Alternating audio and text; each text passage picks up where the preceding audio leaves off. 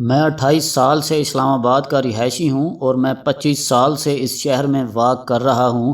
شاید ہی شہر کی کوئی سڑک ہوگی میرے پاؤں نے جس کا ذائقہ نہ چکھا ہو۔ میں پہاڑوں پر پیدل چلتا ہوا مری تک چلا جاتا تھا، ساری ٹریلز بھگتا چکا ہوں، تمام فٹ پاتھوں پر بھی دھکے اور ٹھڈے کھا چکا ہوں، گلیوں کے سارے کتے اور درختوں کی تمام نکیلی شاخیں تک مجھ سے واقف ہو چکی ہیں۔ لیٹ نائٹ واک کرتا ہوں، لہٰذا کئی بار ڈاکوؤں نے بھی روک لیا لیکن پھر ترس کھا کر چھوڑ دیا۔ اس واک میں بے شمار لوگوں نے ساتھ دیا لیکن پھر ساتھ چھوڑ کر دائیں بائیں ہو گئے، مگر میں مسلسل ٹھڈے کھاتا اور لمبی واکس کو انجوائے کرتا رہا۔ کرونا کے انتہائی دنوں میں حامد میر کا ساتھ بھی رہا۔ یہ رمضان میں رات 11 بجے سے سحری تک ساتھ دیتے تھے، سارا راستہ ان کی گفتگو سننے کا موقع ملتا تھا۔ جینون صحافی ہیں، 30 سال سے لائم لائٹ میں ہیں اور پارٹیوں اور سیاستدانوں کو اندر سے جانتے ہیں، لہٰذا یہ ایک شاندار کمپنی ہے۔ ارشاد بھٹی بھی چند دن ساتھ رہے، میں انہیں 22 سال سے جانتا ہوں۔ یہ اس زمانے میں تازہ حافظ آباد سے آئے تھے اور ایک چھوٹے سے روزنامے میں کام کرتے تھے۔ اس وقت بھی ان میں سیکھنے اور محنت کرنے کی بے تحاشا صلاحیت تھی۔ یہ بعد ازاں ہاشو گروپ میں چلے گئے اور پھر اچانک واپس میڈیا کی سطح پر ابھر آئے۔ لوگ شروع میں ان کے لہجے اور گفتگو پر ہنستے تھے لیکن میں اس وقت بھی ساتھیوں سے کہتا تھا یہ بہت جلد اپنی سپیس بنا لیں گے۔ اس آبزرویشن کی 2 وجوہات تھیں، ایک یہ محنتی اور انتھک انسان ہیں اور دوسرا ان میں عاجزی ہے، اور یہ دونوں کامیابی کے لیتھل کمبینیشن ہوتے ہیں۔ میں نے زندگی میں آج تک کسی محنتی اور عاجز انسان کو ناکام ہوتے نہیں دیکھا۔ چنانچہ ارشاد بھٹی نے بہت جلد سپیس بنا لی اور ان پر تنقید کرنے والے تمام لوگ پیچھے رہ گئے۔ یہ بھی چند دن واک کے ساتھی رہے، میں ان کے سٹیمنے کو داد دیے بغیر نہ رہ سکا۔ یہ آرام سے 10-12 کلومیٹر چل لیتے ہیں اور اس دوران دوسرے کی بات بھی سن لیتے ہیں، اور یہ دونوں بھی ریئر فینومینا ہیں، ورنہ پورا ملک بولیریا کی بیماری کا شکار ہے۔ آپ کسی کے پاس کھڑے ہو جائیں، وہ بول بول کر آپ کی مت مار دے گا۔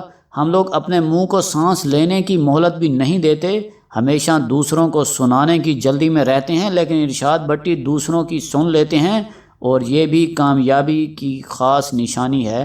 آپ جب تک سننے کا حوصلہ اور سلیقہ پیدا نہیں کرتے، آپ اس وقت تک بولنے کا آرٹ نہیں سیکھ سکتے۔ واک کے اس سفر میں ان کے علاوہ بھی بے شمار لوگ آئے اور آہستہ آہستہ دائیں بائیں ہوتے رہے، بس میں اور بھائی مجید طوفان میل کی طرح اس پاگل پن کو جپھا مار کر چل رہے ہیں اور انشاءاللہ آخری سانس تک چلتے رہیں گے۔ اللہ تعالیٰ نے واک کی صلاحیت صرف انسان کو بخشی ہے، جانور صرف دوڑ سکتے ہیں، زیادہ دیر تک آہستہ نہیں چل سکتے۔ کیونکہ یہ آہستہ چلنے سے تھک جاتے ہیں۔ آپ کتوں یا گھوڑوں کو دیکھ لیں، یہ چلنے کے تھوڑی دیر بعد ہف جاتے ہیں، جبکہ آپ اگر انہیں بھگانا شروع کر دیں تو یہ سارا دن بھاگتے رہیں گے۔ انسان کی قامت کیونکہ سیدھی ہے، یہ 2 ٹانگوں پر کھڑا ہو کر چل سکتا ہے، چنانچہ قدرت نے ہمارے جسم کا سارا سسٹم چال کے ساتھ باندھ دیا ہے۔ آپ چلتے ہیں تو آپ کے پاؤں کے ناخنوں سے لے کر سر کے بال تک پرورش پاتے ہیں۔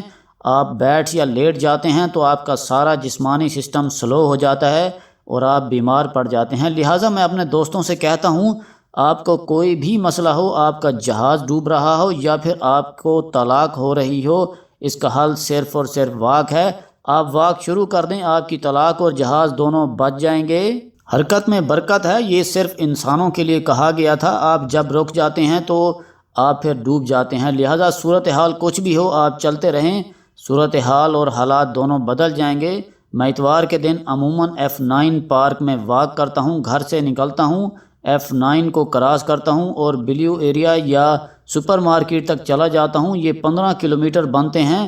میں اس اتوار کو F9 پارک سے گزرا تو دیکھا مشرقی گیٹ کے سامنے کار سینما چل رہا تھا، جہازی سائز کی سکرین لگی تھی، اس پر فلم چل رہی تھی اور لوگ گاڑیوں پر آ رہے تھے، ٹکٹ لیتے تھے اور گاڑی میں بیٹھ کر فلم دیکھ رہے تھے۔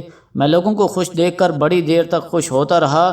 عملے کے ایک فرد سے پوچھا یہ آئیڈیا کس کا ہے؟ اس نے ہمارے دوست عامر احمد علی کا نام لے لیا۔ میں نے اسی وقت موبائل فون نکالا اور عامر صاحب کو آڈیو میسج بھجوا دیا۔ میں عامر صاحب کا خاندانی مرید ہوں۔ ان کے والد سعید مہدی پاکستان کے معزز ترین بیوروکریٹ تھے۔ ذوالفقار علی بھٹو سے لے کر میاں نواز شریف تک پاکستان کی سیاسی اور دفتری تاریخ کے عینی شاہد ہیں۔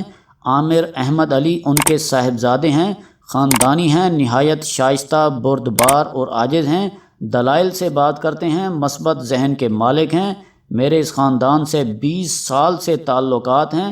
عامر صاحب چیف کمشنر ہیں، وزیر اعظم نے انہیں اضافی طور پر سی ڈی اے کا چارج بھی دے رکھا ہے۔ یہ جب سے سی ڈی اے کے قائم مقام چیئرمین بنے ہیں، شہر میں واقعی تبدیلی نظر آ رہی ہے۔ لائٹس لگ گئی ہیں اور یہ رات کو آن بھی ہوتی ہیں، سڑکیں بھی ریپیئر ہو رہی ہیں، پانی کی سکیمیں بھی لگ رہی ہیں اور کار سینما جیسی ایکٹیویٹیز میں بھی اضافہ ہو گیا ہے۔ اس سے تفریح اور سہولتوں کو ترسے ہوئے شہر نے سانس لینا شروع کر دی ہے۔ یہ کامران لاشاری کے بعد اسلام آباد کا دوسرا دور ہے جس میں شہر میں تبدیلیاں نظر آ رہی ہیں۔ میں نے عامر احمد علی صاحب کو میسج دیا، شاہ صاحب اب آپ بھی نیب کی تیاری کر لیں، آپ کام کر رہے ہیں اور ملک میں کام کرنے والے سارے لوگ بالآخر پکڑے جاتے ہیں۔ یہ ملک کی بہت بڑی بدقسمتی ہے۔ ہم میں بنیادی طور پر 3 بڑی خامیاں ہیں۔ ہم اینٹی ہیپینس، خوشیوں کے خلاف ہیں، ہم اینٹی ڈیولپمنٹ ہیں اور ہم اینٹی بزنس ہیں۔ یہ تینوں چیزیں معاشروں کے لیے ضروری ہوتی ہیں۔ سوسائٹی میں اگر خوشی ہی نہیں ہوگی تو لوگ زندگی کیسے گزاریں گے؟ ملک میں اگر سڑکیں، پل، پارک، فٹ پاتھ اور ٹرانسپورٹ نہیں ہوگی تو یہ ترقی کیسے کرے گا؟ اور اگر ملک بزنس فرینڈلی نہیں ہوگا تو روزگار کے ذرائع کیسے پیدا ہوں گے اور غربت اور بے روزگاری کیسے ختم ہوگی؟ جبکہ ہم بدقسمتی سے ملک میں بزنس چلنے دیتے ہیں اور نہ ڈیولپمنٹ ہونے دیتے ہیں۔ پنجاب کی پوری تاریخ میں میاں شہباز شریف سے زیادہ کسی حکمران نے کام نہیں کیا۔ پنجاب کو ہر دور میں تباہ ضرور کیا گیا لیکن اسے بنانے کا کام شہباز شریف کے علاوہ کسی نے نہیں کیا۔ لیکن کیا نتیجہ نکلا؟ یہ نیب کی حراست میں پرفارمنس کی سزا بھگت رہے ہیں۔ احد چیمہ کا قصور بھی یہی ہے، اس نے ریکارڈ مدت میں پنجاب کو میٹروز اور بجلی کا تحفہ دیا۔ یہ اگر کام نہ کرتا تو ملک آج بھی اندھیرے میں ڈوبا ہوتا اور لاہور، راولپنڈی اور ملتان کی شہری زندگی ٹریفک جام میں سسک رہی ہوتی۔ یہ بیچارہ بھی 35 ماہ سے اپنے کارناموں کی سزا بھگت رہا ہے۔ چنانچہ آپ ملک کی تاریخ اٹھا کر دیکھ لیں، قائد اعظم سے لے کر شہباز شریف تک جس نے بھی کام کیا، جس نے بھی ملک پر احسان کیا، وہ جیل ضرور پہنچا، جبکہ ملک توڑنے، ملک کو نقصان پہنچانے اور کچھ نہ کرنے والے لوگ عزت اور آبرو کے ساتھ گھروں میں بیٹھے ہیں۔ یہ کیا ہے؟ یہ ہماری اینٹی ڈیولپمنٹ سوچ ہے اور ہم اینٹی بزنس بھی ہیں۔ آپ ملک میں دکان یا دفتر کھول کر دکھا دیں، سسٹم آپ کو عبرت کا نشان بنا دے گا۔ آپ ٹیکس نہ دیں، آپ کو کوئی نہیں پوچھے گا، لیکن اگر آپ ٹیکس پیئر ہیں تو پھر آپ کی پوری عمر فائلوں میں گزرے گی۔ پاکستان شاید دنیا کا واحد ملک ہے جس میں ہر بزنس مین کے خلاف مقدمہ ضرور بنتا ہے اور اس کی زندگی مقدمہ بازیوں اور سرکاری دفتروں میں گزرتی ہے۔ آپ اگر کچھ نہ کریں تو سسٹم داماد کی طرح آپ کی عزت کرے گا، لیکن آپ نے جس دن کام شروع کر دیا پورا ملک آپ کے خلاف اٹھ کھڑا ہوگا۔ آپ اپنے آپ سے لے کر ملک ریاض تک کوئی مثال دیکھ لیں، آپ کو ملک کے زوال کی وجہ معلوم ہو جائے گی۔ یورپ 2-3 لوگوں کو ملازمت دینے والوں کو خاندان سمیت امیگریشن دے دیتا ہے، لیکن یہاں 2-4 ہزار ملازموں والے جیلوں میں سڑتے ہیں۔ اور ہماری تیسری بری عادت، ہم خوشی کے خلاف ہیں۔ ہم کہے ہنسی اور تالی کو برا سمجھتے ہیں۔ پوری دنیا میں نیو ایئر سیلیبریٹ کی جاتی ہے، لیکن ہمارے ملک میں 31 دسمبر کی رات پولیس ڈنڈے لے کر سڑکوں پر پھر رہی ہوتی ہے۔ پوری دنیا میں لوگ شادیوں پر خوشیاں مناتے ہیں، جبکہ ہم اپنی پھوپھیاں اور چاچیاں مناتے رہتے ہیں۔ عید، شب برات اور 14 اگست پر بھی لڑائیاں ہوتی ہیں۔ ہم خود خوش ہوتے ہیں اور نہ کسی دوسرے کو ہونے دیتے ہیں۔ آپ یقین کریں، ہم جب تک اپنے یہ 3 رویے نہیں بدلیں گے، ہم اس وقت تک ترقی نہیں کر سکیں گے۔